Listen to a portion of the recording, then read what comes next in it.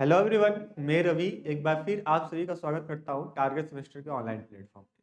जैसे कि आप सभी पता है कि हम लोग बीएससी फर्स्ट सेमेस्टर में जूलॉजी वाले पोर्शन का पूरा कंप्लीट डिस्कशन कर लिए थे थ्योरी वाले पोर्शन पे, और हम लोग यूनिट वाइज करके एमसीक्यू को सॉल्व कर रहे थे, जिसमें से यूनिट नंबर 1, 2, 3, 4, 5, 6 और आज की क्लास में हम लोग यूनिट नंबर 7 के बारे में देखेंगे कि क्या यूनिट नंबर 7 जो ह्यूमन क्रोमोसोम आपके सिलेबस में दिया हुआ है, क्या यहाँ से इंपॉर्टेंट क्वेश्चन एग्जाम में पूछे जाते हैं, और पूछे जाते हैं तो किस फॉर्म में पूछे जाते हैं, किस किस टाइप के क्वेश्चन पूछे जाते हैं। तो इन्हीं सभी बातों को आज हम लोग डिस्कस करने वाले हैं, जो कि आपके एग्जाम के पॉइंट ऑफ व्यू से मोस्ट इंपॉर्टेंट है।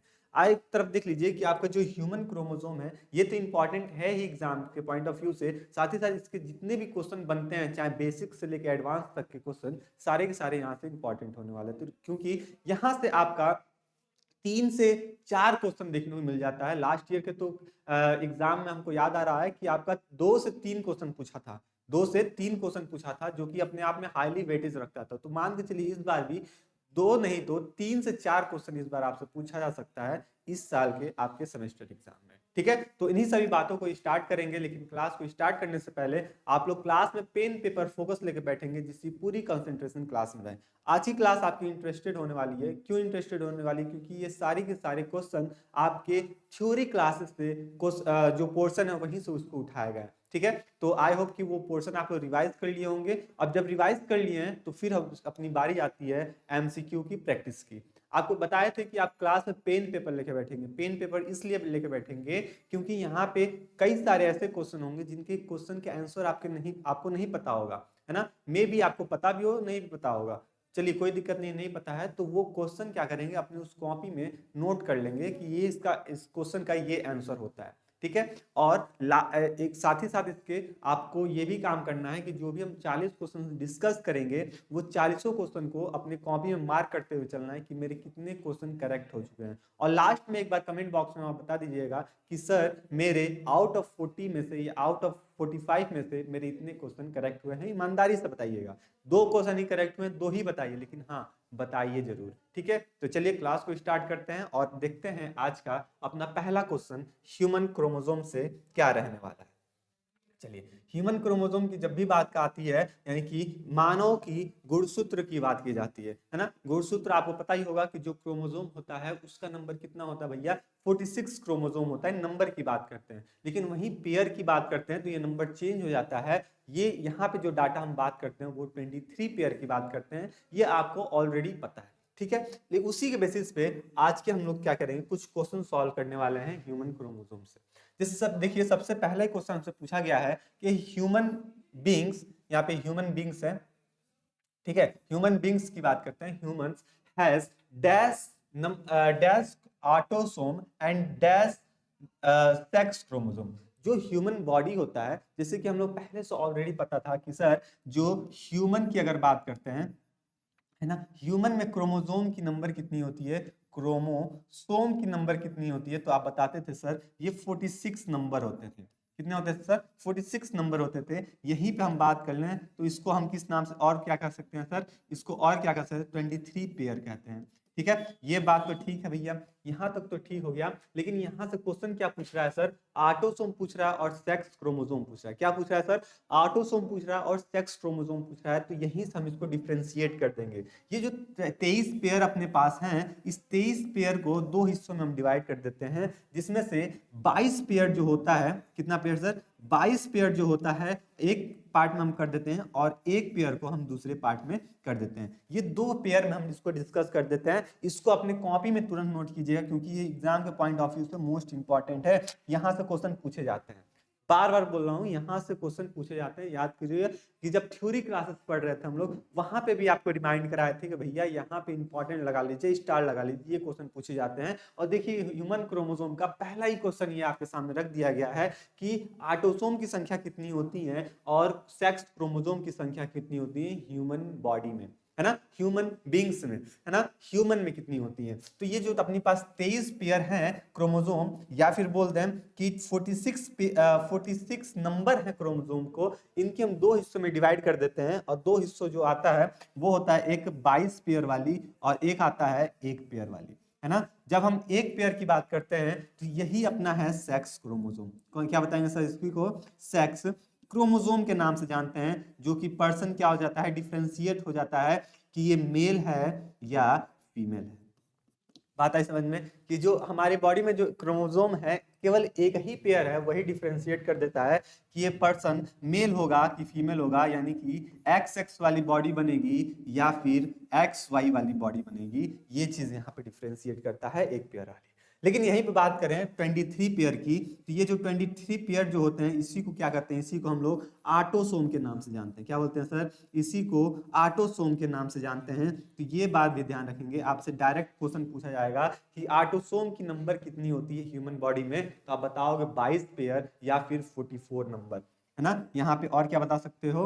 और 44 नंबर, है ना। तो ये चीज अगर नंबर में पूछा जाए तो 144 नंबर, और पेयर में पूछी जाए तो 22 पेयर। ऑटोसोम की बात कर रहे हैं। वहीं पे हम किसकी बात कर लें, किसकी बात कर लें सर? सेक्स क्रोमोसोम की बात कर लें तो पेयर में पूछा जाए तो एक, और नंबर में पूछा जाए तो दो, है ना।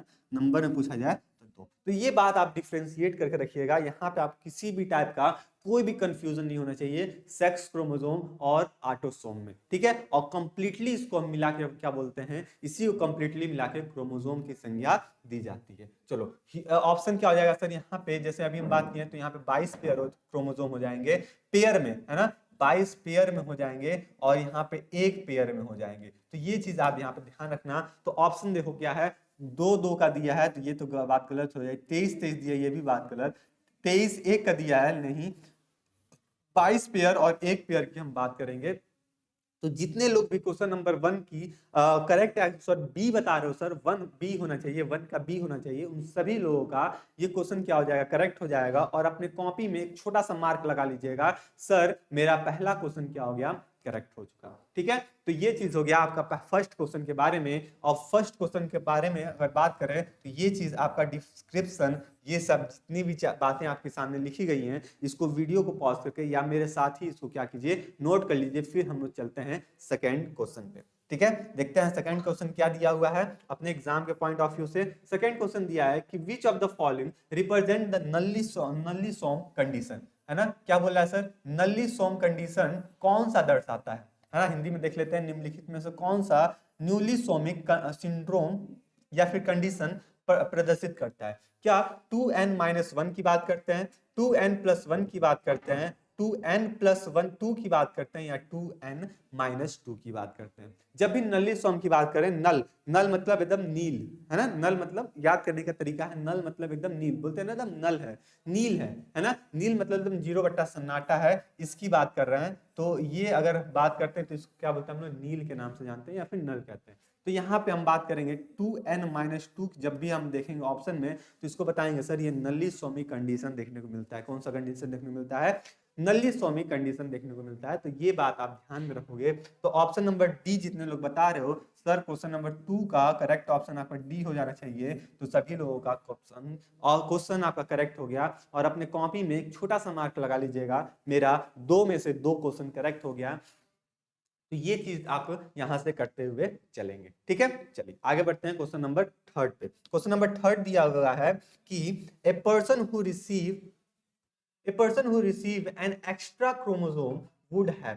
अब क्या देखिए, कोई पर्सन है, कोई व्यक्ति है, जिस आदमी में एक अतिरिक्त गुणसूत्र आ जाता है उसे क्या कहते हैं। सपोज करो कोई पर्सन है ना, इसके पास होना चाहिए क्रोमोसोम की संख्या 46, है ना। 46 नंबर ऑफ क्रोमोसोम होनी चाहिए, यानी कि याद कर लो सर 23 पेयर होना चाहिए। अब ये जब ये कंडीशन रहेगा तो इसको बोलेंगे सर ये नॉर्मल पर्सन है। कैसा पर्सन है सर? नॉर्मल पर्सन है, जैसे कि हम हो गए और आप हो गए। ठीक है, वहीं पे कोई ऐसा भी पर्सन है लेकिन इसको नॉर्मल कंडीशन है। यहीं पे एक और पर्सन है जिसका क्रोमोसोम नंबर क्या हो गया, क्रोमोसोम नंबर क्या हो गया, एक्स्ट्रा हो गया। होना चाहिए 46, तो हो गया आपका 47 नंबर ऑफ क्रोमोसोम, है ना। हो गया आपका 46 + 2 नंबर ऑफ क्रोमोसोम। इस टाइप का जब ये बात कर जाती है तो इसको किस नाम से जानते हैं? क्या इसको हाइटेंड इंटेलिजेंस के नाम से जानते हैं, क्या फिर इसको डाउन सिंड्रोम के नाम से जानते हैं, क्या इसे रेड आई के नाम से जानते हैं, या फिर पॉलिनिक ट्रेड्स के नाम से जानते हैं। तो ये कंडीशन आपको जब भी देखने को मिले, कौन सा कंडीशन भैया, ये वाला कंडीशन जब भी देखने को मिले, यानी कि एक्स्ट्रा नंबर ऑफ क्रोमोसोम की जब बात की जाएगी, किसकी बात की जाएगी sir, extra number of chromosome की बात की जाएगी, एक्स्ट्रा नंबर ऑफ क्रोमोसोम की बात की जाएगी, यानी कि अधिक गुणसूत्र की बात की जाती है, तो इसको क्या कहते हैं सर, इसको कहते हैं जेनेटिक डिसऑर्डर। क्या कहते हैं सर, जेनेटिक डिसऑर्डर के नाम से जानते हैं। लेकिन अब ये बात रखेगी कि यहाँ पे कितना नंबर ऑफ क्रोमोसोम बढ़ रहा है या फिर कितना नंबर ऑफ क्रोमोसोम कम हो रहा है एक नॉर्मल कंडीशन से। लेकिन इस ऑप्शन के अकॉर्डिंग चले तो यहाँ पे इसको क्या बोलते हैं, जेनेटिक सिंड्रोम कहते हैं या फिर जेनेटिक डिसऑर्डर के नाम से जानते हैं। तो यहाँ पे हम बता देंगे सर, इसको ये जो कंडीशन देखने को मिल गया इसको कहेंगे सर डाउन सिंड्रोम। क्या बोलेंगे सर, डाउन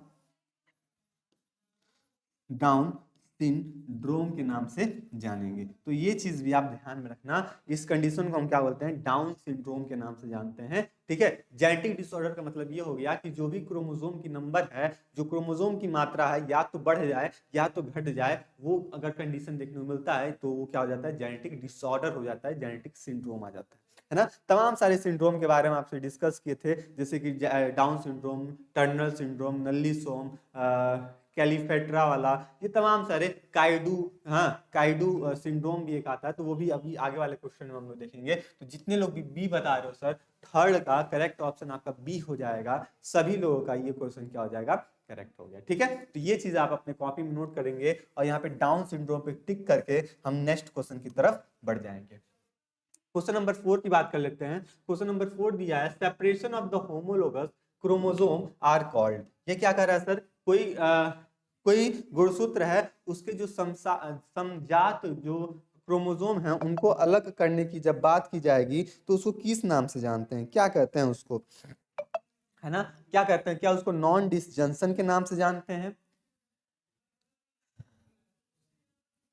ठीक है, नॉन डिसजंक्शन के नाम से जानते हैं, या फिर इसे सिनेप्सिस के नाम से जानते हैं, या फिर इसे डिसजंक्शन के नाम से जानते हैं, या फिर उसको हम क्रॉसिंग ओवर के नाम से जानते हैं। सर क्रॉसिंग ओवर की जब बात की जाएगी तो दो क्रोमोसोम आपस में क्या होंगे, इंटरेक्ट होंगे, कोलैप्स होंगे, इस तरह बात की जाती है, तब क्रॉसिंग ओवर की बात की जाती है। लेकिन यहाँ पे क्या हो रहे हैं सर, सेपरेशन हो रहे हैं, यानी कि अलग हो रहे हैं, है ना, क्या हो रहे हैं सर, अलग हो रहे हैं, अलग सेपरेट हो रहे हैं, अलग हो रहे हैं। कैसे क्रोमोसोम, होमोलोगस क्रोमोसोम जब अलग हो रहे हैं, समजात क्रोमोसोम जब अलग हो रहे हैं, तो इसको हम क्या बोलते हैं, डिसजंक्शन के नाम से जानते हैं। क्या बोलते हैं भैया, इसको डिसजंक्शन के नाम से जानते हैं। मोस्ट इंपॉर्टेंट, अपने कॉपी में इसको इंपॉर्टेंट लगा लीजिए और अपने कॉपी में एक छोटा सा लाइन लिख लीजिए कि सेपरेशन ऑफ, है ना, सेपरेशन ऑफ क्रोमोसोम की जब भी बात की जाएगी, सेपरेशन ऑफ होमोलोगस क्रोमोसोम की बात की जाएगी, किसकी बात की जाएगी, सेपरेशन ऑफ होमोलोगस क्रोमोसोम की बात की जाएगी, तो इसको क्या नाम से जानते हैं,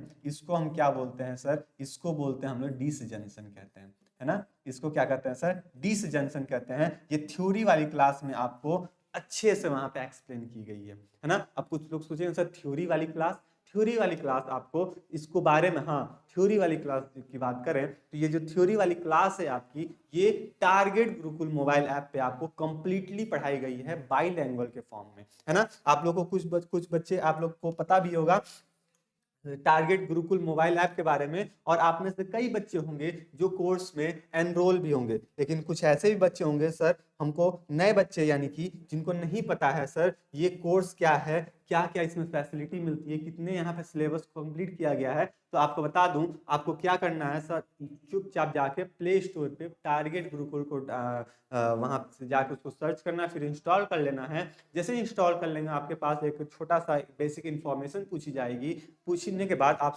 सेमेस्टर एग्जाम में जैसे ही जाओगे तो आपको एक आइकन मिलेगा, एक थंबनेल मिलेगा सारथी बैच का। किसका मिलेगा सर, सारथी बैच का एक थंबनेल मिल जाएगा जिसका नाम होगा सारथी फॉर बीएससी फर्स्ट सेमेस्टर। अगर आप बायो से हो तो बायो में आपको क्या क्या फैसिलिटी मिलने वाली है, बायो में आपको फिजिक्स केमिस्ट्री, है ना, क्या क्या मिलेगी सर, फिजिक्स केमिस्ट्री, और चलो इससे आ जाते हैं, क्या मिलती है सर, फिजिक्स, मैथ्स वाले को फिजिक्स, बाकी जो जूलॉजी वाले हैं केमिस्ट्री मिलेगी, है ना, केमिस्ट्री मिलेगी, जूलॉजी मिलेगी और बॉटनी मिलेगी। तो ये सारे चीज आपको सारे के सारे कंप्लीट सिलेबस, कितने सर, कंप्लीट सिलेबस आपको यहाँ पे दिखने मिलेगा।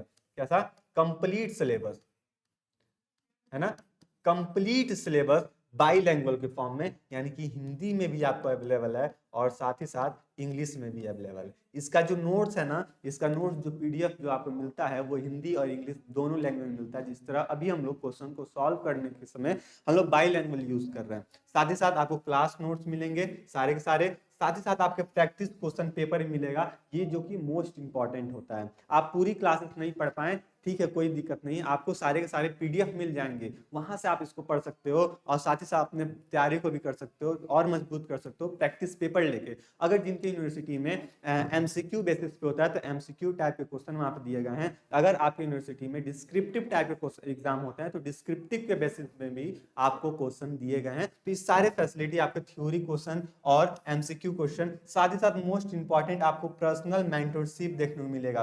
पर्सनल मेंटरशिप में ये फायदा होता है भैया कि आपको कोई भी तरह का, किसी भी तरह का कोई भी डाउट है, क्रिस्टल एक टॉपिक पे भी डाउट है तो आप हमसे बायो की बात कर लें या फिर केमिस्ट्री मैम से बात कर लें, है ना, फिजिक्स, उसी तरह मैथ्स, तभी से आप क्या करते हैं, पर्सनली इंटरेक्ट होके आप अपनी डाउट को क्लियर कर सकते हो। ठीक है, तो ये सारी आपको पर्सनल मेंटरशिप मिलता है। कितनी प्राइस है सर? इसका प्राइस है 449, लेकिन अभी आप इसको 449 ना देखते हुए, देखो पहले इसका प्राइस था 999, लेकिन अब हो गया है 449 आपका जैसे एग्जाम आया। लेकिन अब ये दाम कम नहीं होगा, क्योंकि अब आप इस पे कूपन कोड लगा सकते हो जिसका नाम है गुरुकुल। क्या नाम है सर? गुरुकुल 10, है ना, यहाँ पे लिख लो गुरुकुल 10। जेट गुरुकुल 10 जैसे ही यूज करोगे आपको इंस्टेंट 10% की डिस्काउंट मिल जाएगी, और 10% की डिस्काउंट जब मिलेगी तो यही प्राइस आपका 449 ना होके कम से कम आपका 330 के आसपास, सॉरी 350 तक ये आपका प्राइस पहुंच जाए, जो कि अफोर्डेबल प्राइस है, ज्यादा कुछ महंगी वाली बात नहीं है। ठीक है, तो आप ये पैनल को देख लीजिए, है ना, ये हमारी टीम है, यहाँ से आप अपने बीएससी फर्स्ट सेमेस्टर को तैयारी अच्छे से कर सकते हो और एग्जाम में टॉप भी कर सकते हो। चलो ये बहुत बात हो गई। अब हम लोग डायरेक्ट आते हैं अपने, अच्छा सारथी बैच एक बार देख लो, फिर अभी हम ध्यान में दिला देंगे आपको। ठीक है, चलो हम लोग क्वेश्चन की बात कर रहे थे, क्वेश्चन नंबर 4 हो गया था, क्वेश्चन नंबर 5 की बात करना था हम लोग को। चलो क्वेश्चन नंबर 5 देख लेते हैं। सर क्वेश्चन नंबर 5 क्या दिया हुआ है कि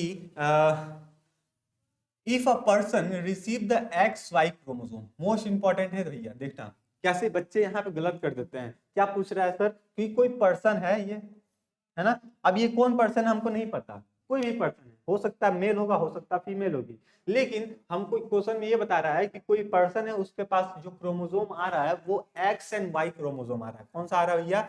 एक एक्स आ रहा है और दूसरा वाई आ रहा है ना, एक एक्स आ रहा है और दूसरा वाई आ रहा है। तो ये जो पर्सन होगा ये किस टाइप का पर्सन होगा, क्या मेल होगा या फीमेल होगा, रेड आई वाले होंगे या फिर मेंटल चेंज वाले होंगे? तो याद करो जब हम सेक्स डिटर्मिनेशन पढ़ रहे थे तो यहाँ वहां पे हम बात किए थे कि जब जब जो जाइगोट बनता है उसमें क्या होता है, सबसे पहले गैमेट का फ्यूजन होता है। उस गैमेट के फ्यूजन में हो सकता है ये आपका एग वाले हैं और ये आपका स्पर्म है, तो ये दोनों क्या करेंगे, गैमेट आपस में फ्यूज करेंगे। ये जब फ्यूज करते हैं तो सपोज कीजिए यहाँ से केवल एक्स वाला ही आया, ये फीमेल वाले हैं, है ना, ये फीमेल वाले हैं, ये मेल वाले हैं, तो फीमेल से ऑप्शन तो कोई है नहीं, या तो इस एक्स को दे या फिर इस एक्स को दे, तो एक एक्स ही आएगा, तो ये तो हो गया। यहां से अगर एक्स आता है तो ये क्या हो जाता है, फीमेल पर्सन बन के तैयार होगी, है ना, फीमेल बॉडी बन के तैयार होगी। लेकिन यहीं पे फीमेल से एक्स आया और मेल से वाई आ गया, तो इस दौरान ये मेल बन के तैयार होगा। कौन सा पर्सन बनेगा, ये कैसा बनेगा, मेल बनेगा। तो वही क्वेश्चन पूछा है कि अगर किसी पर्सन में एक्स और वाई वाले क्रोमोसोम आ रहे हैं तो ये पर्सन क्या होगा सर, ये पर्सन जो होगा वो मेल होगा। क्या होगा सर? मेल होगा। तो करेक्ट ऑप्शन जितने लोग बी बता रहे हो सर 5 का बी होना चाहिए, तो उन सभी लोगों का क्वेश्चन क्या हो जाएगा, करेक्ट हो जाएगा। और अपने कॉपी में एक और मार्क छोटा सा लगा लोगे, सर अभी तक आप 5 क्वेश्चन डिस्कस किए और मेरे पांचों के 500 क्वेश्चन क्या हो गए, सही हो गए। ठीक है, चलिए क्वेश्चन नंबर 6 देख लेते हैं। क्वेश्चन नंबर 6 क्या दिया हुआ है, क्या दिया है, the end of the chromosome are called. क्या सर जो क्रोमोसोम का जो एंड वाला हिस्सा होता है, क्रोमोसोम कैसा होता है सर, ऐसा ऐसा ऐसा ऐसा, ये क्रोमोसोम है ना, ये क्रोमोसोम है। तो क्रोमोसोम का जो एंड वाला हिस्सा होता है इसी पे सैटेलाइट होता है। ये सैटेलाइट की अभी नहीं बात की जा रही है, यहाँ पे बात की जा रही है एंड ऑफ क्रोमोसोम की किस नाम से जानते हैं। ये जो बीच वाला है उसको हम काइनेटोकोर के नाम से जानते हैं, है ना। चलो यहाँ पे लिख भी लो, ये सैटेलाइट हो गई आपकी, सैटेलाइट हो गई, ये आपको टीलोमियर हो गए, है ना, टीलोमियर हो गए। ये आपके आपका क्या है, काइनेटोकोर, है ना, काइनेटोकोर हो गए, और ये पूरे पूरे आपके क्या हो गए, क्रोमोसोम हो गए, है ना। तो ये चीज बात की जा रही है। तो कोई क्रोमोसोम है उसकी एंड वाले हिस्से की बात की जा रही है, इस वाले हिस्से की बात की जा रही है, तो उसको क्या बोलते हैं सर, टीलोमियर के नाम से जानते हैं, टीलोमियर के नाम से जानते हैं। तो ये चीज आप ध्यान में रखोगे। तो क्वेश्चन नंबर 6 का जितने लोग सी बता रहे हो सभी का क्या हो जाएगा, करेक्ट हो जाएगा। क्वेश्चन नंबर 6 के बाद क्वेश्चन नंबर 7 देख लेते हैं। क्वेश्चन नंबर 7 क्या दिया हुआ है कि the term chromosome was find by, most important question है ये, एग्जाम में हर बार क्वेश्चन पूछे जाते हैं और कितनी दफा पूछे जा चुके हैं आप इसका अंदाजा भी नहीं लगा सकते हैं। ये टर्म ऑफ क्रोमोसोम किसकी बात की जा रही है सर, टर्म ऑफ क्रोमोसोम की बात की जा रही है कि सबसे पहले टर्म ऑफ क्रोमोसोम किसके थ्रू दिया गया था। तो इस टाइप के जब भी क्वेश्चन पूछे तो आपका ऑप्शन ध्यान रखना, यहाँ पे सल्टन की बात की जाती है, बोवेरी की बात की जाती है, या वॉल्डेयर की बात की जाती है, या फिर हाफ मिस्टर की बात की जाती है। तो जब भी क्रोमोसोम की बात की जाएगी यानी कि आपकी गुणसूत्र की बात की जाएगी तो इसको डिस्कवर करने वाले वॉल्डर थे। कौन थे सर, वॉल्डेयर के नाम से इनको जानेंगे। इनका डिस्कवरी ईयर था 1888, है ना। ये चीज भी आप ध्यान में रखोगे, 1888 में इनको डिस्कवर किया गया था। जितने लोग वॉल्डर वॉल्डर बता रहे हो इन सभी का करेक्ट ऑप्शन सही हो जाने वाला है। मोस्ट इंपॉर्टेंट क्वेश्चन है, मोस्ट इंपॉर्टेंट क्वेश्चन है, सभी को वेरी गुड। जितने लोग भी सी बता रहे थे वेरी गुड, सी बताने वाले, ठीक है। वर्ल्ड ईयर क्वेश्चन नंबर 7 का जितने लोग भी सी बता रहे हो और जितने कुछ लोग आप लोग में से ऑप्शन भी बताते चल रहे हो सर 1888, उन लोगों तो एक्सीलेंट ही हम बोलेंगे, ठीक है। तो ये चीज भी आप ध्यान में रखोगे। चलो क्वेश्चन नंबर 7 के बाद क्वेश्चन नंबर 8 देख लेते हैं। क्वेश्चन नंबर 8 है कि chromosome found in the salivary gland of the Drosophila. क्या पूछ रहा है सर, कोई ड्रोसोफिला है, ड्रोसोफिला, ये ड्रोसोफिला जो होता है ना ये मोस्ट इंपॉर्टेंट होता है आपके जेनेटिक्स के पॉइंट ऑफ व्यू से, है ना। क्योंकि यहाँ से जो हम क्या करते हैं,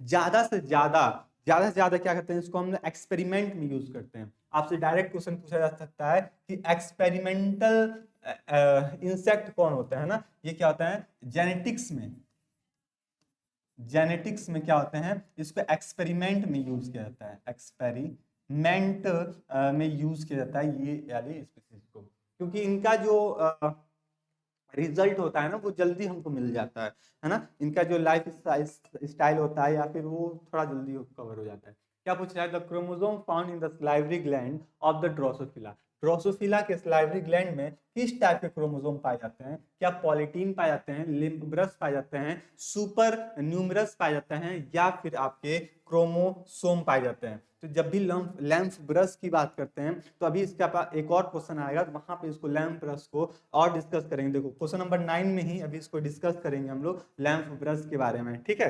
तो यहाँ पे हम किसकी बात कर रहे हैं सर, क्रोमोसोम की नंबर की बात कर रहे हैं, सॉरी क्रोमोसोम की बात कर रहे हैं कि ड्रोसोफिला के सलाइवरी ग्लैंड में किस टाइप के क्रोमोसोम पाए जाते हैं। तो आप बताओगे सर पॉलीटीन टाइप के क्रोमोसोम पाए जाते हैं। क्या पाए जाते हैं सर, पॉलीटीन टाइप के क्रोमोसोम पाए जाते हैं, यानी कि क्वेश्चन नंबर 8 का करेक्ट ऑप्शन आपका ए हो जाएगा। चलो अब लैम्प ब्रश भी इसी स्लाइड पर हम देख लेते हैं कि लैम्प ब्रश क्रोमोसोम अकर इन, ये जो लैम्प ब्रश क्रोमोसोम है ये कहाँ पाए जाते हैं, इसकी बात की जा रही है। क्या उस साइड्स में पाए जाते हैं, कैंसर सेल में पाए जाते हैं, लिम्फ ग्लैंड में पाए जाते हैं, या फिर सलाइवरी ग्लैंड में पाए जाते हैं, है ना। तो जब भी हम लैम्प ब्रश की बात करते हैं, देखो क्या बात करते हैं sir, lamp brush, lamp brush का स्ट्रक्चर अगर बता दें आपको, आप जब केमिस्ट्री लैब में जाते हो तो केमिस्ट्री लैब में जाने से पहले आपको क्या किया जाता है, आप जैसे अपने सीट पे चले जाते हो तो वहाँ पे जितने भी टेस्ट ट्यूब रखे रहते हैं तो आपसे जो लैब बॉय होते हैं या फिर आपके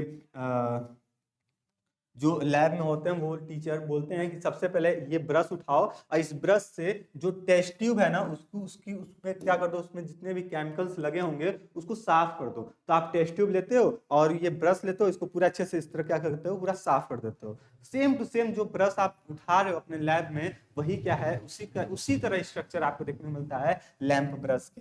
किसका इसके स्ट्रक्चर देखने को मिलता है सर? लैंप ब्रश के स्ट्रक्चर देखने को मिलता है। और ये जो लैंप ब्रश होता है ये सारे के सारे एनिमल में पाए जाते हैं। मोस्ट इंपॉर्टेंट बात करने वाले हैं, पॉइंट नोट करना। दे आर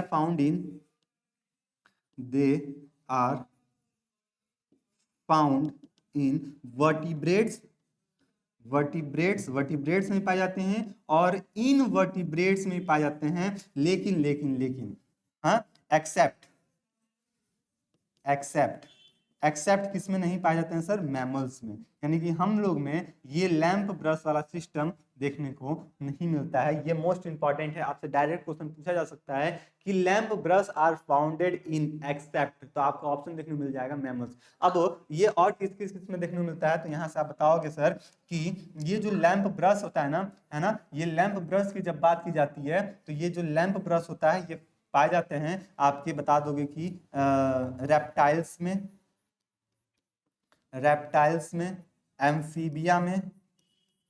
एम्फीबियंस में भी देखने को मिलते हैं सर, बर्ड्स में भी देखने को मिलते हैं। तो ये चीज आप ध्यान रखोगे। ये तीन जो है ना, तीन क्लासेस का आपसे पूछे जाते हैं ज्यादा, और यहीं पे दे देगा एक्सेप्ट, तो आपका एक ऑप्शन देखने को मिल जाएगा मैमल्स, है ना। तो एम्फीबिया में, रेप्टाइल्स में और बर्ड्स में लैंप ब्रश का स्ट्रक्चर आपको देखने को मिलेगा। और इनके किस में देखने को मिलेगा सर? इनके oocytes में देखने को मिलेगा। किस में देखने को मिलेगा सर? oocytes में देखने को मिलेगा। तो ये चीज भी आप ध्यान में रखोगे। oocytes में ये कंडीशन, जब oocytes की जब कंडीशन आती है ना, तो उस कंडीशन में आपको ये सब देखने को मिलेगा। तो ये चीज आप ध्यान रखना, अपने कॉपी में ये सारी बातों को नोट कर लेना। तो जितने लोग भी oocyte बता रहे हो sir, lamp brush is occur in the oocyte, तो उन सभी लोगों का क्वेश्चन क्या हो जाएगा? करेक्ट हो जाएगा। जब करेक्ट हो जाएगा तो अपने कॉपी में एक और मार्क लगा लोगे कि मेरा 9 नंबर वाला भी क्वेश्चन क्या हो गया? करेक्ट हो गया। क्वेश्चन नंबर 10 पे जाते हैं कि which of the following is known has the royal disease. Most important, ये हर बार के एग्जाम में पूछे जाते हैं। ये जो रॉयल डिजीज वाला क्वेश्चन है ना, रॉयल डिजीज हो गया, डाउन सिंड्रोम हो गया, है ना, डाउन सिंड्रोम हो गया, ये सारे के सारे आपसे पूछे जाते हैं। ये घूम फिर के क्वेश्चन आपके पास आ ही जाएंगे। ये एग्जामिनर का फिक्स है, इसको पूछना है ना। तो देखो, फिर आज की क्लास में भी क्वेश्चन आ गया आपका रॉयल डिजीज, है ना। रॉयल डिजीज किसे कहते हैं हम लोग? याद करो, हीमोफीलिया जो होता है ना, हीमोफीलिया वाला जो डिजीज होता है, इसी को क्या करते हैं हम लोग? रॉयल डिजीज के नाम से जानते हैं। और ये क्या है? एक तरह का जेनेटिक डिसऑर्डर है ना, जेनेटिक डिसऑर्डर है। जो कि इसमें क्या होता है, आपका बता लोगे कि इसमें ब्लड की ब्लीडिंग जो होती है, ब्लीडिंग जो होती है वो बंद नहीं होती, स्टॉप नहीं होती है। तो ये कंडीशन आपको देखने को मिलेगा। ठीक है, सबसे पहले ये रॉयल खानदान में देखने को मिला था, इसलिए इसका नाम पड़ गया रॉयल डिजीज, है ना। इसलिए इसका नाम क्या पड़ गया? रॉयल डिजीज का इसका नाम पड़ गया। तो ऑप्शन आप बताओगे सर, जो रॉयल डिजीज होता है इसी को क्या करते हैं हम लोग? सॉरी, हीमोफीलिया जो होता है इसी को रॉयल डिजीज के नाम से जानते हैं। जब भी हम कलर ब्लाइंडनेस की बात करें, कलर ब्लाइंडनेस में कौन सा कलर पर्सन डिफ्रेंशिएट नहीं कर पाता है? तो इसमें रेड और ग्रीन जो कलर होता है, कौन कौन सा कलर सर? रेड और ग्रीन कलर में ये पर्सन क्या होता है? डिफ्रेंशिएट नहीं कर पाता है। तो ये चीज भी आप ध्यान में रखोगे। सिकल सेल एनीमिया या एनीमिया में क्या कहोगे कि यहाँ पे लॉस ऑफ ब्लड, है ना, लॉस ऑफ हीमोग्लोबिन कर लो, है ना, लॉस ऑफ हीमोग्लोबिन, यानी कि हीमोग्लोबिन की मात्रा कम हो जाती है। तो डॉक्टर क्या करता है? एनीमिया की एक सिरप देता है, आर्बिटॉन नाम सिरप होगा, आप लोग देखे भी होंगे। उसमें गोल गोल रेड ब्लड सेल का फिगर बना होता है, उसको उस कंडीशन में पर्सन को दी जाती है। तो ये सभी बातें आप ध्यान रखना। जितने लोग भी हीमोफीलिया बता रहे हो उन सभी का क्वेश्चन क्या हो जाएगा? करेक्ट हो जाएगा।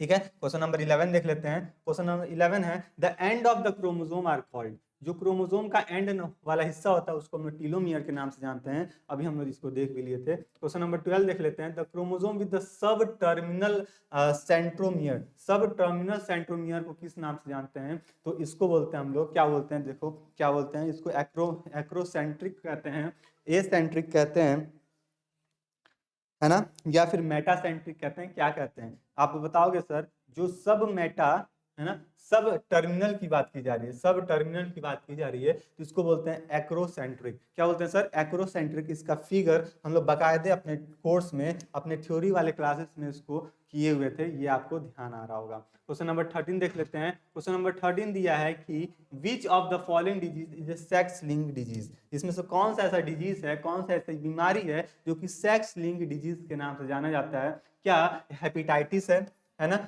ल्यूकेमिया है, मेलिजिनेसी है, या फिर कलर ब्लाइंडनेस है? इसमें से कौन सा ऐसा डिजीज है जो कि सेक्स लिंक है? तो अभी हम लोग बात किए हैं कि जो जो कलर ब्लाइंडनेस होता है वो कहीं ना कहीं सेक्स लिंक डिजीज होता है, जो कि एक जनरेशन से दूसरे जनरेशन में ट्रांसमिट होता है ना। क्या होता है सर? एक transfer from one generation to generation. इसमें क्या होता है सर? रेड कलर और ग्रीन कलर में पर्सन क्या होता है? डिफ्रेंशिएट, ग्रीन कलर में पर्सन डिफ्रेंशिएट नहीं कर पाता है। तो ये चीज आप ध्यान में रखोगे, ये कलर ब्लाइंडनेस के ऊपर है ना। किसके ऊपर सर? कलर ब्लाइंडनेस के ऊपर ये बातें आप ध्यान में रखोगे, ठीक है। चलो आगे बढ़ जाए हम लोग। क्वेश्चन नंबर 13 का, जितने लोग डी बता रहे हो सर, क्वेश्चन नंबर 13 का ऑप्शन आपका डी हो जाएगा, जितने लोग भी सही बता रहे हो, ठीक है। 14 देख लेते हैं। 14 दिया हुआ है, a man has the enlarge breast. कोई पर्सन है, कोई मैन है, उसका जो ब्रेस्ट है वो क्या हो गया? एनलार्ज हो गया, है ना। ब्रेस्ट जो हो गया, जो स्तन हो गया, वो क्या हो गया? बढ़ गया। spare hair on the body and the sex complementary are the XXY he suffer from। थोड़ा सा और ऊपर करते हैं क्वेश्चन को, हिंदी वाले बच्चे भी यहाँ से अच्छे से बाखूबी देख सकते हैं। क्या दे रहा है सर?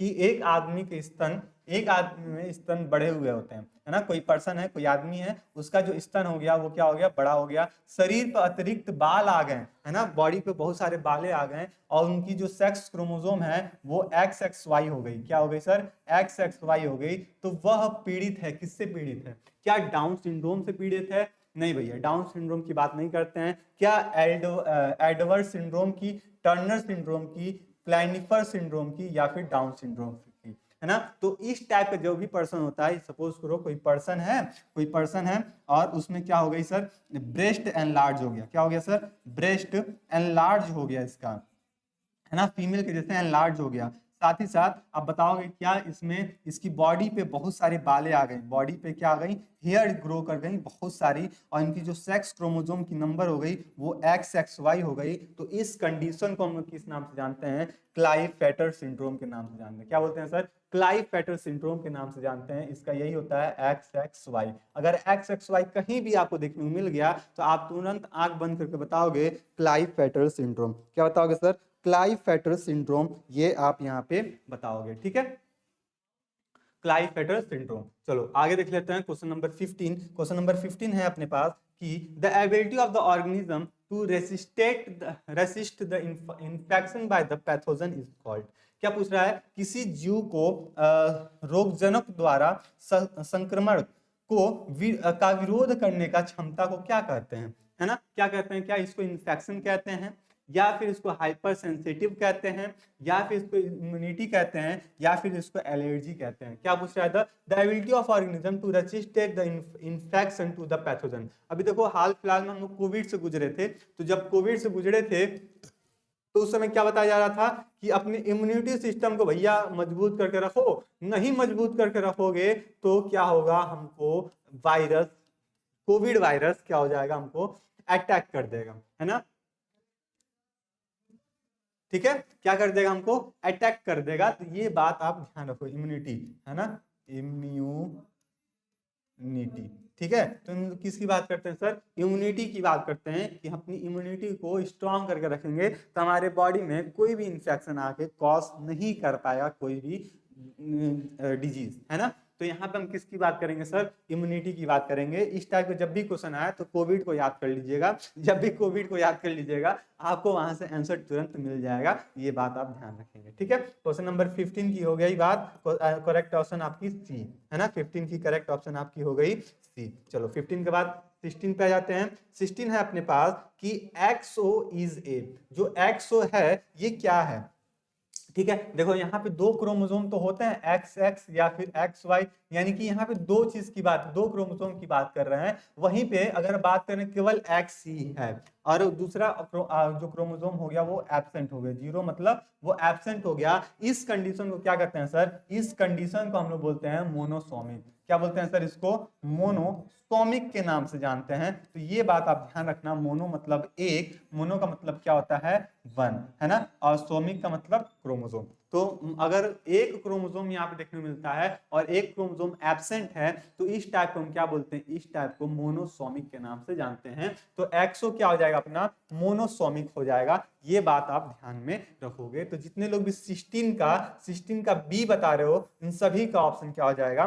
करेक्ट हो जाएगा। 17 देख लेते हैं। Individual with the Turner syndrome inherit what chromosome? अगर कोई पर्सन है ना, उसको टर्नर सिंड्रोम हो गया है। एक डाउन सिंड्रोम था, एक क्लेटिफर सिंड्रोम देख लिए। अब दूसरा सिंड्रोम हम बात कर रहे हैं कि कैसा हो गया सर? उसको टर्नर सिंड्रोम हो गया। तो जो टर्नर सिंड्रोम हो जाएगा तो उसका क्रोमोसोम की नंबर क्या हो जाएगी, है ना? तो क्रोमोसोम की नंबर वही हो जाएगा, एक क्रोमोसोम यहाँ पे क्या हो जाएगा? डिलीट हो जाएगा, यानी कि मोनोसोमिक का कंडीशन देखने को मिलेगा। किसका देखने को मिलेगा? मोनोसोमिक का कंडीशन देखने को मिलेगा। इसका मतलब ये हुआ सर, यहाँ पे जो पर्सन होगा उसके अंदर जो क्रोमोसोम होगी वो X0 वाली होगी। कैसे वाली होगी? X0 वाली होगी, यानी कि यहाँ पे करेक्ट ऑप्शन अपना डी हो जाएगा। और अभी हम बात किए हैं XXY वाली, ये क्या होता है सर?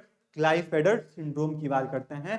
XXY जिसमें पर्सन का ब्रेस्ट क्या होता है? एनलार्ज हो जाता है, बॉडी पे हेयर जम जाती हैं, है ना, और साथ ही साथ उसकी क्रोमोसोम की जो नंबर होती है XXY हो जाती है। ये चीज आप ध्यान में रखोगे। ट्रांसजेंडर जिनको कहते हैं, तो ये चीज आप यहाँ से ध्यान में रखोगे। तो करेक्ट ऑप्शन 17 का जितने लोग डी बता रहे हो और 16 का बी बता रहे हो, उन दोनों लोग का दोनों क्वेश्चन क्या हो जाएगा? करेक्ट हो जाएगा।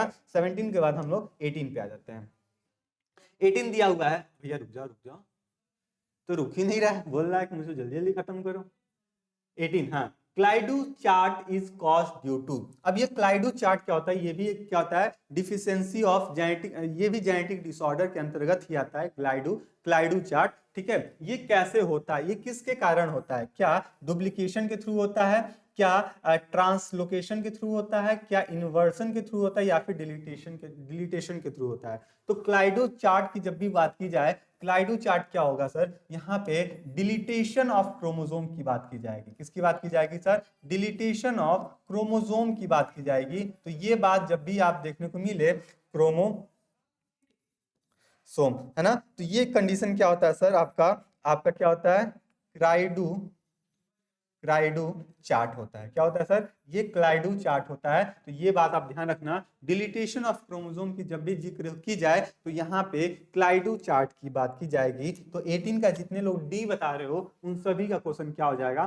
करेक्ट हो जाएगा। 18 के बाद 19 देख लेते हैं कि द इन्फ्लामेटरी रिस्पॉन्स, क्या पूछा जा रहा है सर? इन्फ्लामेटरी रिस्पॉन्स की बात की जा रही है इन एलर्जी, है ना। एलर्जी हम सभी को होती है, किसी को धूल में होती है एलर्जी, किसी को रोड पे चलने से एलर्जी हो जाती है, किसी को उसी तरह नॉर्मल बैठे बैठे एलर्जी हो जाती है, किसी को धूप लगने से एलर्जी हो जाती है, तमाम सारी एलर्जी होती है due to the release by the mast cell.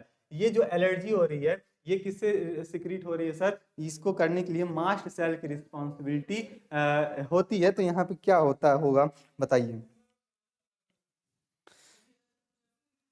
है ना। तो यहाँ पे किसकी बात की जाएगी? To to release by the mast cell. Allergy में सूजन प्रतिक्रिया, किसकी बात कर रहे हैं सर? सूजन प्रतिक्रिया की बात की जा रही है, कोशिका द्वारा किसके कारण होती है ना। तो ये क्या? Antibody, antigen, mucus, histamine. तो यहाँ पे हिस्टामिन की बात करेंगे अगर सूजन की प्रक्रिया हो रही है तो, ठीक है। तो ये चीज आप यहाँ से ध्यान में रखोगे एलर्जी के रिस्पेक्ट में। क्वेश्चन नंबर 20 की बात कर लेते हैं। 20 है अपने पास कि a condition in which the organism have the more than the two complete set of the chromosome। जैसे अभी हम लोग बात किए थे ना कि अगर कोई पर्सन है, उसके पर्सन में जो क्रोमोसोम की नंबर है वो क्या हो गई? नॉर्मल से ज्यादा हो गई, है ना, होना चाहिए कितना, डिप्लॉयड होना चाहिए, है ना, होना चाहिए डिप्लॉयड, या फिर जब गैमेट बनेगा तो वो तो हैप्लॉयड वाला है, उसकी तो बात हटाई दीजिए। अभी कोई पर्सन है उसमें क्या होना चाहिए सर, डिप्लॉयड बॉडी होना चाहिए, यानी कि 2 सेट ऑफ क्रोमोसोम होना चाहिए, है ना। 2 सेट ऑफ क्रोमोसोम की मतलब ये हो गया, अभी वो 46 वाला उधर मत जाइएगा, यहाँ पे XY या फिर XX की बात की जा रही है ना, ये दोनों होना चाहिए, तब इस कंडीशन को हम लोग डिप्लॉयड कर रहे हैं। लेकिन यहाँ पे क्या हो गया, condition in which the organism have the more than the 2 complete set of the chromosome, इस 2 कंप्लीट सेट ऑफ क्रोमोसोम से ज्यादा की अगर बात की जाती है तो इसको क्या कहते हैं, इसको पॉलीप्लाइडी कहते हैं, यूप्लाइडी कहते हैं, एनाप्लाइडी कहते हैं, या फिर नन ऑफ दिस कहते हैं। तो ये बात बताओ इसको किस नाम से जानते हैं, क्वेश्चन नंबर 20 का देखते हैं कितने लोग करेक्ट आंसर इसका बता सकते हो। ठीक है, यहाँ पे 2 कंप्लीट सेट से ज्यादा की बात कर रहे हैं, तो यहाँ पे यूप्लाइडी की बात की जाएगी क्वेश्चन नंबर 20 में। 21 देख लेते हैं, क्वेश्चन नंबर 21 है मोज़ेक ट्राइसोमी इज ए, क्या पूछी जा रही है सर, मोज़ेक ट्राइसोमी किसे कहते हैं, क्या ट्राइसोम को कहते हैं, मोनोसोमी को कहते हैं, टेट्रासोमी को कहते हैं, या फिर नल्लीसोमी को कहते हैं। तो मोज़ेक ट्राइसोमी की बात की जाए, नाम से क्लियर सर, ट्राइसोमी की बात की जाएगी, किसकी बात की जाएगी सर, ट्राइसोमी की बात की जाएगी। तो ये बात आप ध्यान रखना, 21 का करेक्ट ऑप्शन आपका ए हो जाएगा। चलो 21 के बाद 22 देख लेते हैं हम लोग। 22 दिया है कि down syndrome is the result of, ये जो डाउन सिंड्रोम तभी से हम लोग बात कर रहे थे, ये किसका रिजल्ट होता है ना, डाउन सिंड्रोम किसका रिजल्ट होता है। ऑप्शन देख लेते हैं, क्या ये 47 क्रोमोसोम इंस्टेंट ऑफ द 46, यानी 46 होने के बजाय ये हो गया 47, या फिर 46 होने के बजाय ये हो गया 45, या फिर 23 pair of chromosome of the 3 closes, यानी कि 23 पेयर का 3 क्रोमोसोम हो जाए, है ना, 23 पेयर और 23 पे ये 3 सेट बन जाए, तब क्या इसे हम लोग डाउन सिंड्रोम कहते हैं, या फिर नॉन ऑफ दिस। जब भी डाउन सिंड्रोम की बात की जाएगी तो ये बात हमेशा आप ध्यान में रखना, जब भी डाउन सिंड्रोम की बात की जाए यहाँ पे होना चाहिए 46, तो नॉर्मल होता है किसी भी बॉडी में क्रोमोसोम की मात्रा, लेकिन यहीं पे 46 के जगह पे हो जाए 47 नंबर ऑफ क्रोमोसोम, कितने हो जाए सर, 47 नंबर ऑफ क्रोमोसोम अगर हो जाता है तो इसी को क्या बोलते हैं सर, डाउन सिंड्रोम के नाम से जानते हैं, क्या बोलते हैं इसको, डाउन सिंड्रोम को नाम से जानते हैं। तो जितने लोग भी 47 बता रहे हो, 22 का ए बता रहे हो, उन सभी का ये क्वेश्चन क्या हो जाएगा, करेक्ट हो जाएगा। तो जब करेक्ट हो गया तो अपने कॉपी में एक और मार्क लगा लोगे, सर मेरे एक और क्वेश्चन क्या हो गए, करेक्ट हो चुके हैं। 23 देख लेते हैं, if haploid number of chromosome in a cell is 12, कोई हैप्लॉइड नंबर ऑफ सेल है, उस सेल की मात्रा कितनी है, 12 है, the monosomic number will be, इसमें का जो मोनोसोमिक नंबर होगा वो क्या होगा, क्या 24 होगा, है ना, क्या 21 होगा, या फिर आपका 25 होगा, या फिर 23 होगा। किसकी बात कर रहे हैं सर, हैप्लॉइड नंबर ऑफ 12 की बात कर रहे हैं, हैप्लॉइड नंबर ऑफ 12 की बात कर रहे हैं, हैप्लॉइड नंबर है। जब ये आपका डिप्लॉयड कंडीशन में जाएगा तो ये क्या हो जाएगा सर, 24 नंबर बन जाएगा, कितना बन जाएगा सर, 24 नंबर बन जाएगा जब भी डिप्लॉयड में जाएगा। 24 देख लेते हैं, the monosomic condition in human is the X not is referred to, ये जो एक्स नॉट जो बात की जा रही है, यानी कि मोनोसोमिक की बात की जा रही है ना, किसकी बात की जा रही है सर, मोनोसोमिक की बात की जा रही है। तो ये किसको क्या होते हैं, इसको बोलते हैं एक्स नॉट, X0, या फिर इसी को हम बोलते हैं टर्नल सिंड्रोम, क्या बोलते हैं सर, इसी को टर्नर सिंड्रोम के नाम से जानते हैं। तो ये बात आप ध्यान में रखना, टर्नल सिंड्रोम। तो 24 का जितने लोग भी डी बता रहे हो सर, 24 का डी होना चाहिए, इन सभी का क्वेश्चन क्या हो जाएगा, करेक्ट हो जाएगा। ये क्वेश्चन तीसरी दफा क्या हो गई, रिपीट हो गई, जब रिपीट हो गई तो ये क्वेश्चन क्या हो जाएगा, आपका इंपॉर्टेंट हो जाएगा। चलो 24 के बाद 25 देख लेते हैं। 25 है अपने पास की, हाँ 25 दिया है, द एक्सचेंज ऑफ सेगमेंट, किसकी बात की जा रही है, सेगमेंट की एक्सचेंज की बात की जा रही है between the 2 homologous chromosome, 2 homologous chromosome के बीच में क्या की जा रही है, हम लोग एक्सचेंज करेंगे। तो इसको क्या किस नाम से जानते हैं, क्या इसको इन्वर्जन के नाम से जानते हैं, क्या इसको पॉलीप्लाइडी के नाम से जानते हैं, ट्रांसलोकेशन के नाम से जानते हैं, या फिर क्रोमोसोम के नाम से जानते हैं। क्या दो रहा है कि 2 समजातीय गुणसूत्र के बीच खंड के का आदान प्रदान को क्या कहते हैं। जब यहाँ पे क्या करेंगे, आदान प्रदान की बात की जाएगी तो जाहिर सी बात है यहाँ पे क्रॉसिंग ओवर होगी। क्या किसकी बात की जाएगी सर? क्रॉसिंग ओवर होगी, तभी तो क्या होगी, तभी तो क्रोमोसोम की नंबर आपस में इंटरचेंजेस होंगे। तो यहाँ पे तो क्रॉसिंग ओवर दिया नहीं है, तो इसलिए आप ट्रांसलोकेशन के ऑप्शन पे जाओगे जब क्रॉसिंग ओवर नहीं दिया रहेगा। तो अगर ऑप्शन में आपका क्रॉसिंग ओवर दे चुका है तो आप क्रॉसिंग ओवर को टिक करते हुए अपने क्वेश्चन को आगे प्रोसीड करोगे। ठीक है, तो यहाँ पे 25 का भी आप क्वेश्चन समझ लिए, 25 का अगर क्वेश्चन समझ लिए तो हम आएंगे 26 पे। 26 दिया हुआ है, gene regulation in prokaryote is discovered by. सबसे पहले आप हमको यही बता दो कि प्रोकैरियोट्स और यूकैरियोट्स में अंतर कितने लोग को याद है ना? हम बताए थे आपको प्रोकैरियोट्स और यूकैरियोट्स में अंतर। प्रोकैरियोट्स की बात करते हैं सर, इसमें जो भी होता है सेल में जो न्यूक्लियस पाए जाते हैं ये वेल डेवलप नहीं होते हैं, वेल डेवलप नहीं होते हैं। यहाँ पे किसी भी टाइप का कोई न्यूक्लियर मेम्ब्रेन भी नहीं पाया जाता है ना? न्यूक्लियर मेम्ब्रेन भी नहीं पाया जाता है, तो ये बात भी आप ध्यान में रखोगे। लेकिन वहीं पर हम यूकैरियोट की बात कर लें, है ना, यूकैरियोट की बात कर लें तो इनकी जो न्यूक्लियस होगी वो कैसे होगी? वेल डेवलप होगी। न्यूक्लियस कैसे होगी सर? वेल डेवलप होगी। और जब न्यूक्लियस वेल डेवलप होगी तो यहाँ पे जो न्यूक्लियर मेम्ब्रेन होंगे, है ना, क्या होंगे सर? जो न्यूक्लियर मेम्ब्रेन होंगे ये भी क्या होंगे? वेल डेवलप होंगे। तो ये बात आप ध्यान रखना, ये आपसे क्वेश्चन पूछा जाएगा आपका वाइवा में कि प्रोकैरियोट और यूकैरियोट में अंतर क्या है। प्रोकैरियोट का अगर एग्जांपल पूछा जाए तो आप क्या बताओगे? प्रोकैरियोट का एग्जांपल तो किंगडम मोनेरा, है ना, किंगडम मोनेरा। तो किंगडम मोनेरा में जो मेंबर आता है, और ये मेंबर कौन आता है? आपका बैक्टीरिया आता है। कौन आता है सर? बैक्टीरिया आता है। ये प्रोकैरियोट का बेस्ट एग्जांपल है। और यूकैरियोट की बात कर लें तो ये सभी, है ना, यूकैरियोट में आपका पॉलीफेरा से लेके तमाम सारे मैमल्स तक के जितने मेंबर हैं सारे के सारे आपके यूकैरियोट्स हैं। चलो क्वेश्चन देख लेते हैं। जीन रेगुलेशन की बात की जा रही है, ये प्रोकैरियोट में किसके थ्रू डिस्कवर की गई थी? तो ऑप्शन है लैंडरबर्ग, ब्लेड and Tatum, Jacobs and Monod and Nirenberg and James. तो जीन रेगुलेशन की बात की जा रही है, और जीन रेगुलेशन किस में? प्रोकैरियोट्स में, यानी कि कहीं ना कहीं बैक्टीरिया की बात की गई होगी। तो ये काम किए थे, किसके थ्रू किया गया था? जैकॉब्स एंड मॉन्ट के थ्रू किया गया था, मोनार्ड के थ्रू। किसके थ्रू? जैकॉब्स और मोनार्ड के थ्रू ये काम किया गया था। तो ये चीज आप ध्यान में रखना। ऑप्शन नंबर सी जितने लोग बता रहे हो 26 का जितने लोग सी बता रहे हो उन सभी का ये क्वेश्चन क्या हो जाएगा? करेक्ट हो जाएगा। ठीक है, अब थोड़ा हम लोग थोड़ा सा स्पीड अपना बढ़ाएंगे 27 से। 27 दिया है, ट्रांसक्रिप्शन टेक प्लेस। ये ट्रांसक्रिप्शन कहाँ होता है? क्या मैट्रिक्स में होता है, या फिर आपके साइटोसोल में होता है, या फिर न्यूक्लियस में होता है, या फिर साइटोप्लाज्म में होता है? ट्रांसक्रिप्शन कहाँ होता है इसको हम अच्छे से बताए थे। इसको होमवर्क नंबर नोट कर लो, होमवर्क नंबर 1। देखते हैं 27 का कितने लोग करेक्ट आंसर बता सकते हो कमेंट बॉक्स में, है ना? कहाँ बताओगे सर? कमेंट बॉक्स में आपको बताना है। ये देखते हैं कितने लोग बता सकते हो। आगे देखते हैं हम लोग।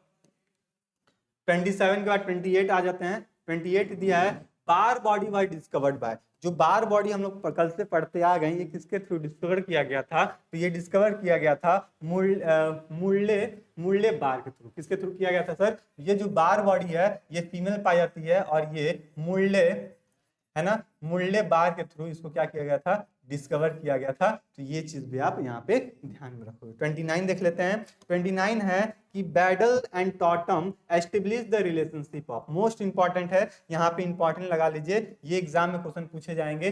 ब्लैडल एंड टॉटम की, है ना, ब्लैडर और टॉटम का जो रिलेशनशिप है यहाँ पे लिख देते हैं इंपॉर्टेंट। ये किसकी बात किए थे सर? जीन और एंजाइम की बात किए थे, जीन एंड एंजाइम की बात किए थे। तो इसीलिए इनका जो हाइपोथेसिस था 1 जीन 1 एंजाइम। क्या था इनका? 1 जीन 1 एंजाइम, है ना? तो ये बात आप ध्यान में रखोगे। 1 जीन 1 एंजाइम किसके थ्रू बताया गया था, या फिर जीन एंड एंजाइम रिलेशनशिप किसके थ्रू बताया गया था? तो ये बताया गया था ब्लैडर एंड टॉटम के थ्रू, यानी करेक्ट ऑप्शन आपका बी यहाँ पे करेक्ट हो जाएगा। चलो 29 के बाद 30 देख लेते हैं। 30 दिया है, fetal sex can be determined by the examine the cell from the amniotic fluids looking for, है ना? क्या पूछ रहे हैं सर?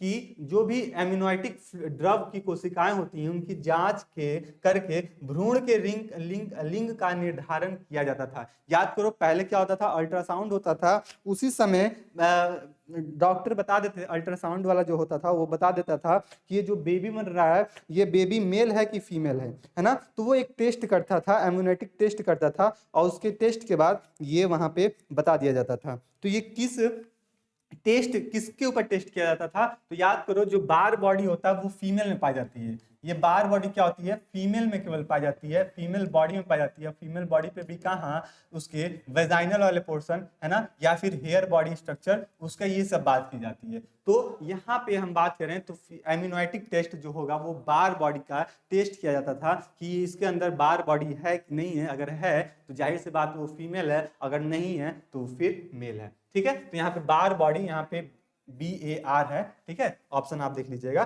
बार बॉडी।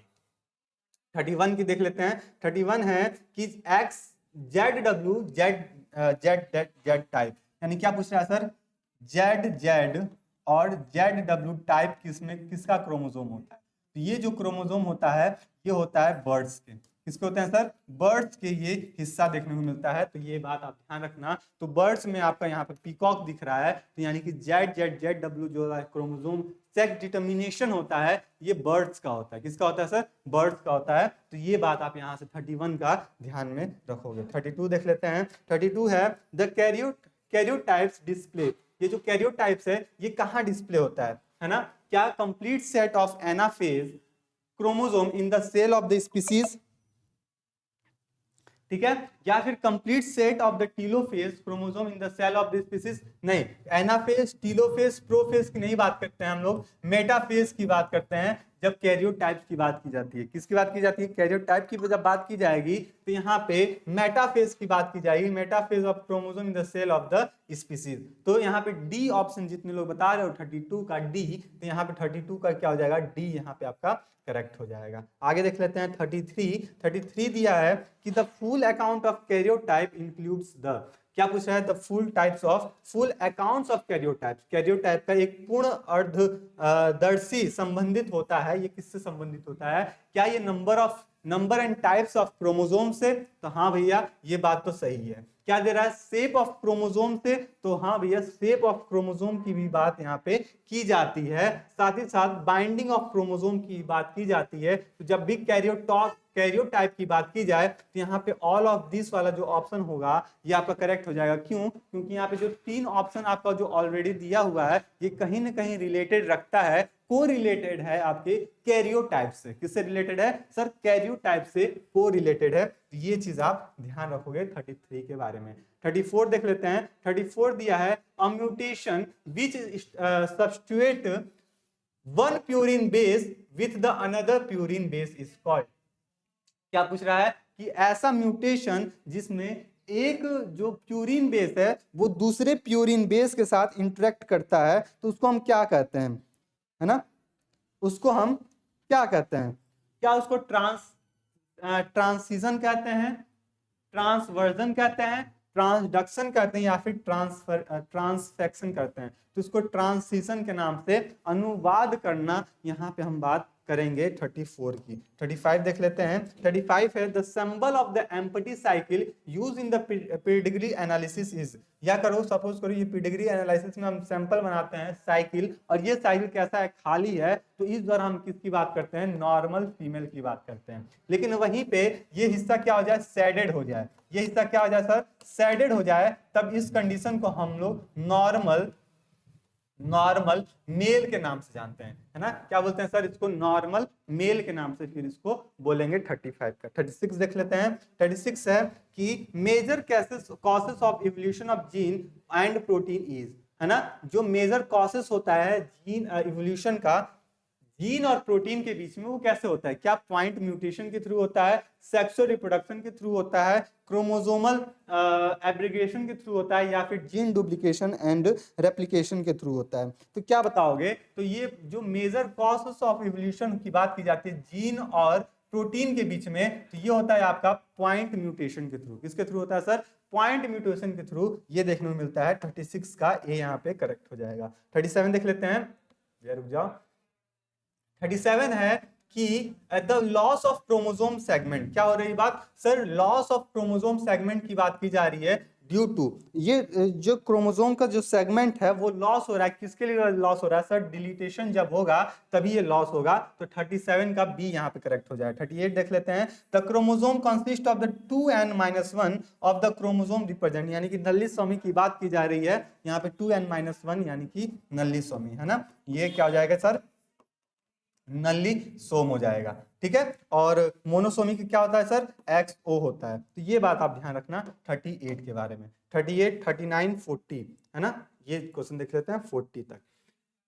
क्या दिया है, if the gene of the complete of fully linked what are the chances of recombination, तो यहाँ पे रिकॉम्बिनेशन का कितना चांस होगा, तो 50-50 का यहाँ पे चांस आपको देखने को मिल जाएगा। 40 देख लेते हैं, 40 चलो, haemophilia is related to which of the following, ये जो हीमोफीलिया जो डिजीज होता है वो किससे रिलेटेड है, क्या पोलियो से है, नहीं है ना, क्या ये कैक्टेसिस है, ट्यूमर से नहीं, कलर ब्लाइंडनेस से कहीं ना कहीं ये रिलेटेड है, क्योंकि जो हीमोफीलिया और कलर ब्लाइंडनेस है ये कहीं ना कहीं सेक्स लिंक्ड डिजीज हैं, इसके लिए यहाँ पे बात की जा रही है। 41 देख लेते हैं, 41 है अपने पास कि ए कॉमन मैकेनिज्म, 41, 42 चलो 41, 42 तक लास्ट है, देख लेते हैं इसी स्लाइड पे। Common mechanism of genomic imprinting is, जो कॉमन मैकेनिज्म होता है जीनोमिक इम्प्रिंटेशन का वो क्या होता है, तो सबसे पहला इसमें ध्यान रखना डीएनए मिथाइलाइजेशन इसकी बात की जाती है, हिस्टोन एसिटाइलाइजेशन इसकी बात की जाती है, फिर हिस्टोन मिथाइलाइजेशन इसकी बात की जाती है, यानी कि ऑल ऑफ दिस का करेक्ट हो जाएगा, जीनोमिक इम्प्रिंटिंग का मोस्ट इंपॉर्टेंट है, ठीक है। यहीं पे 42 देख लेते हैं, लास्ट क्वेश्चन आज का, कि most of the genetic disorder is caused due to, जो भी जेनेटिक डिसऑर्डर होते हैं वो कैसे कॉज होते हैं, इसके पीछे का रीजन क्या है ज्यादा से ज्यादा कॉज होने का, तो इसमें म्यूटेशन की बात की जाती है, सेक्स ऑफ इंडिविजुअल की बात की जाती है, इन्वायरमेंटल की बात होती है, यानी कि यहाँ पे ऑल ऑफ द अबव यहाँ पे क्या हो जाएगा अपना करेक्ट हो जाएगा। तो ये रहा आज का अपना टॉप 42 या फिर 40 क्वेश्चन आप कह लो आपके ह्यूमन क्रोमोसोम के रिस्पेक्ट में, ठीक है। तो यहां से क्वेश्चन जो भी था आपका पीवाईक्यू के बेसिस पे था, आई होप कि यहां से आपका मोस्ट ऑफ द क्वेश्चन आपके करेक्ट हुए होंगे, क्योंकि ये जितने भी क्वेश्चन हैं आपके थ्योरी क्लासेस से लिए गए हैं, और थ्योरी क्लास को याद दिलाते हैं आपका थ्योरी क्लास यही आपका सारथी बैच है ना, यही सारथी बैच है। यहाँ पे हम लोग कंप्लीट सिलेबस को डिस्कस किए हैं, जूलॉजी भी, बॉटनी भी, केमिस्ट्री भी, या इवन आप मैथ्स और फिजिक्स की बात कर लो तो यहाँ पे कंप्लीट आपका डिस्कस किया गया है बाइलैंग्वेज के फॉर्म में। तो जितने लोग भी अभी तक बैच नहीं लिए हो, सबसे पहले आप क्या करो, बैच ले लो, क्योंकि 350 के आसपास में इसका प्राइस है, और 350 तो आजकल का आपका रिचार्ज का प्राइस होता है ना, तो ये आप यहाँ से ले लो, ठीक है। और यहाँ पे आप पढ़ो, आपको एकदम मस्त मतलब पूरा क्वेश्चन मिलेगा, सिलेबस पूरा डिस्कस किया गया हिंदी और इंग्लिश में, है ना, सारे टॉपिक डिस्कस किए गए हैं, ये सारे यहाँ पे आपको देखने को मिलता है। तो चलिए रही बात आज की बस इतने ही ह्यूमन क्रोमोसोम की, मिलते हैं नेक्स्ट यूनिट में, तब तक के लिए स्टे रहिए, मस्त रहिए। और हाँ, लास्ट में आप कमेंट बॉक्स में बता दीजिए कि आउट ऑफ 42 मेरे 30+ या 40+ क्वेश्चन क्या हो गए हैं, करेक्ट हो चुके हैं, ठीक है। तो चलिए मिलते हैं नेक्स्ट क्लास में, तब तक के लिए स्टे रहिए, मस्त रहिए, अपने तैयारी को और मजबूत करते रहिए। धन्यवाद।